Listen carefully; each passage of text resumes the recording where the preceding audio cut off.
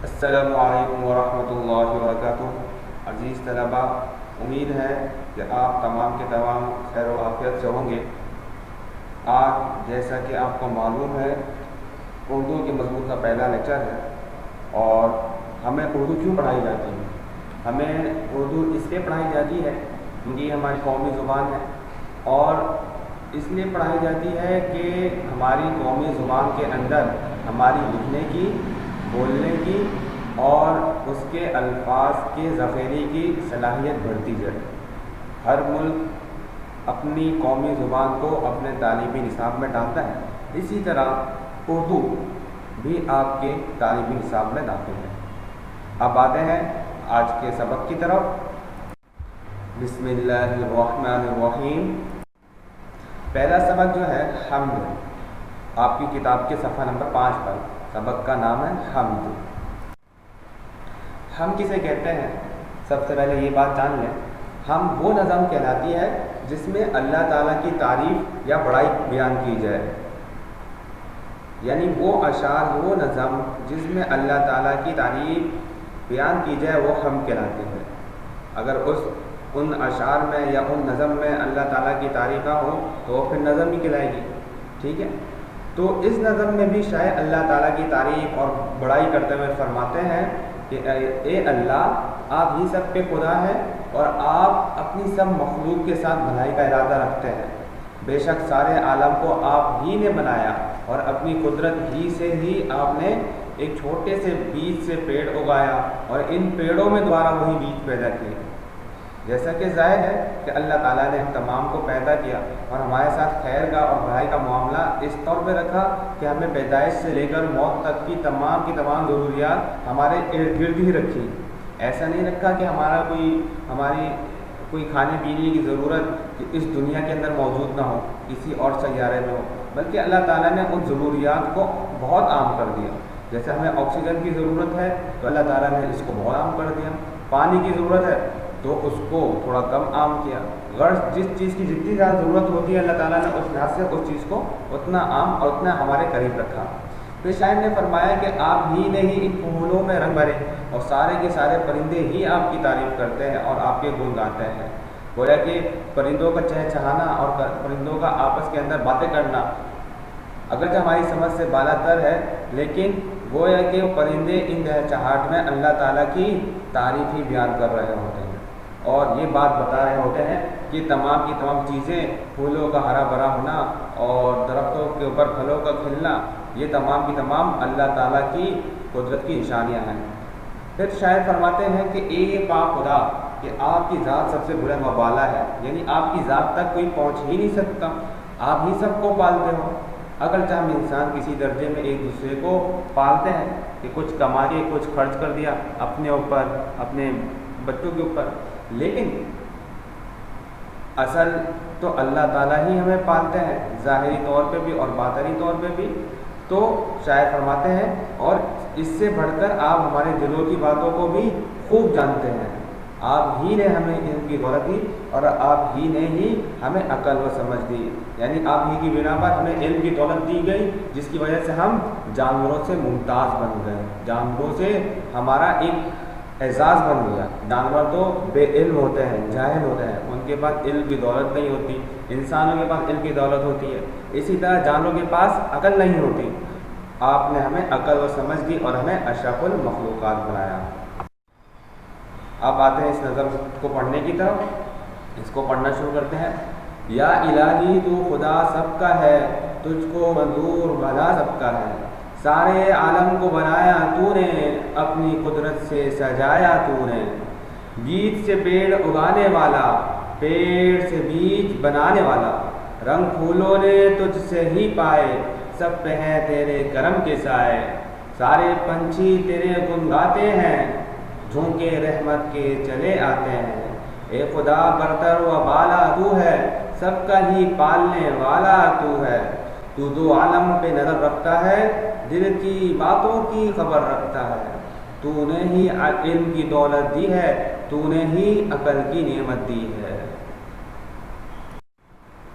اب آتے ہیں سبق ہم کے متعلق جو سوال جواب ہیں، جو اس کے متعلق کا کام ہے، اس کی طرف۔ سب سے پہلے آپ نے اپنی کاپی جو خریدی اس کو کس طریقے سے بنائیں گے اس کی وضاحت کرتا چلوں۔ سب سے پہلے آپ نے کاپی خریدی اور اس کے سب سے پہلے صفحے پر آپ اپنا نام، اپنے والد کا نام ضرور لکھیں گے، ٹھیک ہے۔ پھر اس کے نیچے آپ اپنی کلاس کا نام لکھیں گے، آپ کون سی کلاس میں پڑھتے ہیں، ٹھیک ہے، اور سب سے نیچے اسکول کا نام مکمل لکھ دیں۔ پھر اس کے بعد کا صفحہ خالی چھوڑ کر جو آپ کو آپ کی اسکرین پر نظر آ رہا ہے وہ بنائیں گے، اس کو کہتے ہیں فہرست۔ تو اس کے 5 کالم ہوں گے، پہلے کالم میں شمار نمبر، دوسرے کالم میں تاریخ، تیسرے میں عنوانات، چوتھے میں صفحہ نمبر اور پانچویں میں دستخط۔ عنوانات کے ذیل کے اندر آپ وہ مضمون، وہ اسباب لکھیں گے جو آپ پڑھیں گے۔ تو چنانچہ نیچے لکھا ہوا ہے نصاب برائے 15 جولائی تا 15 نومبر، تو آپ بھی بیائی نہیں اور اسی طرح ہی اس کو لکھیں گے، کیونکہ ہم پہلے نصاب لکھتے ہیں، جیسا میں نے لکھا ہوگا ویسا ہی آپ کو لکھنا ہوگا۔ تو آپ بھی عنوانات کے ذیل میں سب سے پہلے نصاب برائے 15 جولائی تا 15 نومبر لکھیں گے، اور آپ کے صفحہ نمبر جو شروع ہوں گے وہ اسی صفحے سے ہوں گے، لہٰذا یہ آپ کا پہلا صفحہ ہوگا۔ اور میں نے 3 تاریخ کو لکھا ہے، آپ جس تاریخ کو لکھیں گے آپ وہ اس تاریخ کو یہاں لکھ دیں گے اور یہ آپ کا شمار نمبر 1 ہو جائے گا، ٹھیک ہے۔ پھر اس کے بعد یہ آپ کا پہلا صفحہ شروع ہو گیا، اس کے اندر آپ نے پورے 4 مہینے کا جو نصاب ہے، جیسا کہ آپ کو نظر آ رہا ہے کہ 13 اسباق ہیں اردو کے اندر، اور اس کے علاوہ اردو گرامر کے اندر بھی آپ کو مضمون نظر آ رہے ہیں۔ تو یہ تمام کے تمام آپ نے لکھنے ہیں۔ اگر آپ کا ایک صفحے میں آ جائے تو ایک صفحے میں صحیح، اگر دوسرے صفحے میں آپ لکھنا چاہیں تو 2 صفحے میں بھی لکھ سکتے ہیں، کوئی مسئلے کی بات نہیں ہے۔ پھر اس کے بعد ہم نے ابھی جو سبق پڑھا، سبق کا نام کیا تھا حمد، تو آپ ایک پورے صفحے پر سبق کا نام لکھیں گے، جیسے کہ آپ کو اسکرین پہ نظر آ رہا ہے حمد لکھا ہوا ہے، اسی طرح ہی آپ کیا لکھیں گے، حمد، ایک پورے صفحے پر حمد، ٹھیک ہے۔ پھر اس کے بعد سے آپ کام کرنا شروع کر دیں گے، اور سب سے پہلے آپ الفاظ معنی لکھیں گے۔ میں نے الفاظ معنی کے 4 کالم بنائے ہیں، آپ صرف 2 کالم بنائیں گے، اور آپ کے ایک صفحے کے اندر مکمل الفاظ معنی آ جائیں گے۔ ایک پہلا کالم الفاظ کا، دوسرا کالم معنی کا، اور 6 کے 6 الفاظ معنی آپ کے ایک ہی صفحے میں آ جائیں گے۔ اس کے بعد اگلے صفحے سے آپ سوال جواب کرنا شروع کریں گے، جیسا کہ آپ کو نظر آ رہا ہے، میں پڑھ کے بھی بتا دیتا ہوں۔ سب سے پہلے لکھیں گے سوال، نیچے دیے گئے سوالات کے مختصر جوابات لکھیے۔ الف ہم کسے کہتے ہیں، یہ میں نے خلاصہ میں بیان کر دیا تھا، ایسی نظم جس میں اللہ تعالیٰ کی تعریف بیان کی جائے ہم کہلاتی ہے۔ بے نظم میں 2 عالم سے کیا مراد ہے، جواب عالم سے مراد دنیا ہے، اور 2 عالم سے مراد ایک دنیا جس میں ہم رہتے ہیں، دوسری دنیا وہ جس میں مرنے کے بعد رہیں گے۔ دونوں عالم اللہ تعالیٰ نے بنائے ہیں، اس اللہ تعالیٰ کی اس کی دونوں پر حکومت ہے۔ جی اللہ تعالیٰ کی عطا کردہ نعمتوں کے چند نعمتوں کے نام لکھیے۔ جواب اللہ تعالیٰ کی عطا کردہ چند نعمتوں کے نام درج ذیل ہیں، ہوا، پانی، درخت، پھل، پھول، چاند، سورج اور ستارے۔ دال پرندے کس کے گن گاتے ہیں، جواب پرندے اللہ تعالیٰ کے گن گاتے ہیں۔ پھولوں کو رنگ و خوشبو عطا کی گئی ہے، جواب پھولوں کو رنگ و خوشبو عطا کی گئی ہے۔ سوال نمبر 4، دیے گئے مصروں کو سادہ نثر میں لکھیے۔ رنگ پھولوں نے تجھ سے ہی پائے ہیں، اپنی قدرت سے سجایا تو نے، سب کا ہی پالنے والا تو ہے، تو نے ہی علم کی دولت دی ہے، سارے عالم کو بنایا تو نے، تو 2 عالم پہ نظر رکھتا ہے۔ اس کو آپ نے سادہ نثر کہتے ہیں، شعر کہتے ہیں جس کے اندر کوئی خوبصورت سی بات جوڑ کے بنائی گئی ہو، ہم کافی الفاظ ہو، جیسا کہ ابھی آپ نے ہم پڑھی۔ اور نثر کہتے ہیں عام سی بات جو آپ مکمل جملہ کرتے ہیں، جیسے نیچے لکھا ہوا ہے، شاعر کہتے ہیں اے اللہ یہ جو رنگ برنگے پھول ہیں، ان پھولوں کو تو نے ہی رنگ دیا ہے۔ اس پورے جملے کو ہم کہیں گے نثر۔ اگر ہم شعر میں منتقل کریں گے تو اوپر جو لکھا ہے رنگ پھولوں نے تجھ سے ہی پائے ہیں، سمجھ میں آیا ہم لوگوں کو۔ پھر دوسرا لکھا ہے تو نے ہی اپنے کمال قدرت سے اس دنیا کو سجایا، خوبصورت بنایا۔ اے اللہ تو سب کا پالنے والا، سب کو رزق تو ہی دیتا ہے۔ نمبر 4، اے اللہ تو نے ہی علم کی دولت سے مالا مال فرمایا ہے۔ نمبر 5، اے اللہ اس دنیا کا بنانے والا صرف تو ہے۔ نمبر 6، یا اللہ تو ہی اس جہان یعنی اس عالم اور اس عالم یعنی اس جہاں پر نظر رکھتا ہے، سب کچھ تیری نظر میں ہے، تو دونوں عالم کو دیکھ رہا ہے۔ سوال نمبر 6، ماضی گزرے ہوئے زمانے کو کہتے ہیں۔ ماضی کے جملوں کے آخر میں تھا، تھے، تھی لگتا ہے۔ موجودہ زمانے کو حال کہتے ہیں، جیسے میں گیا تھا یہ ماضی ہو گیا، میں آ رہا ہوں یہ حال ہو گیا۔ اس کے جملوں کے آخر میں ہوں ہے لگتا ہے، جیسے بھی بتایا آ رہا ہوں، آیا ہوں۔ جبکہ مستقبل کے جملوں کے آخر میں گا، گے، گی لگتے ہیں، جیسے وہ کل جائے گا، ٹھیک ہے۔ ابھی نیچے جملے دیے گئے ہیں، ارشد آ گیا، اس کو ماضی حال مستقبل میں منتقل کرنا ہے۔ ارشد آ گیا ہے، ارشد آ گیا تھا، ارشد آئے گا۔ فوزیہ آ گئی ہے، فوزیہ آ گئی تھی، فوزیہ آ گئی ہے، فوزیہ آئے گی۔ ارشد 2 روز پہلے آیا، ارشد 2 روز پہلے آیا تھا، ارشد 2 روز پہلے آیا ہے، ارشد 2 روز پہلے آئے گا۔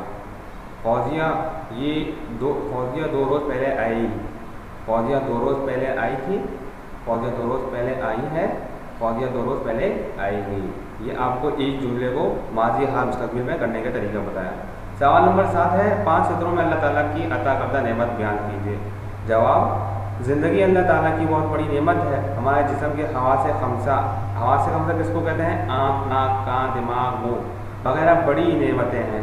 یہ چمکتے چاند، سورج اور ستارے اللہ تعالیٰ کی بڑی نعمتوں میں ہیں۔ پانی اور ہوا اللہ تعالیٰ کی نہ بھولنے والی نعمتوں میں سے ہے۔ اس کے علاوہ بھی چند نعمتیں ہیں، ٹھیک ہے۔ اور سوال نمبر 8، اپنی پسند کا کوئی شعر لکھ کر اس کی تشریح کیجیے۔